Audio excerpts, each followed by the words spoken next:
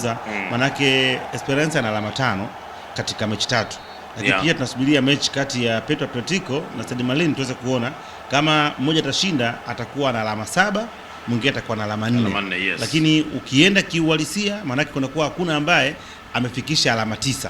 Kwa kama hakuna ambaye afika alama 9 na Simba ana mechi 3 za alama 9, bado uwezo ukamtoa kwenye kinyang'anyiro kwa sababu mechi zilizopo zinampa nafasi ya yeye kuweza kupata matokeo. Yes. Sasa ukija kwenye uhalisia ni ngumu kwa sababu kwa kiwango ambacho amekionyesha sioni kama wakienda yani kwenda kufanya kitu whether iwe nyumbani au ya away, kwa sababu kiwango chao kiko duni sana. Wamecheza katika hali ya chini sana, lakini pia nimeweza kuona hata ule uwezo wa mtu mmoja na ambacho kimenitia hofu zaidi ni kuweza kuona nyota kama Nixon Babaki yeye na mdogo anaingia na kwenda kuwa regular starter kwenye kikosi.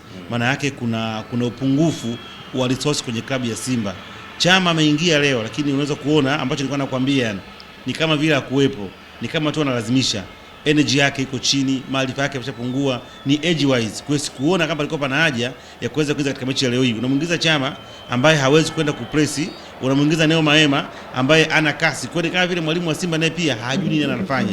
Yaani una watu ambao uwezi namna kuwatumia. Timu tayari iko nyuma, iko away katika hali ya ugenini, unakwenda kuingiza mtu ambaye atakwenda kupoza mpira, mtu ambaye atafanya timu muda mwingi ipige back pass na square pass kwenye mechi ambayo anataka uweze kucheza counter attack upate matokeo. Kwa hiyo binafsi nafikiri na mwalimu naye nimeanza kumtilia mashaka.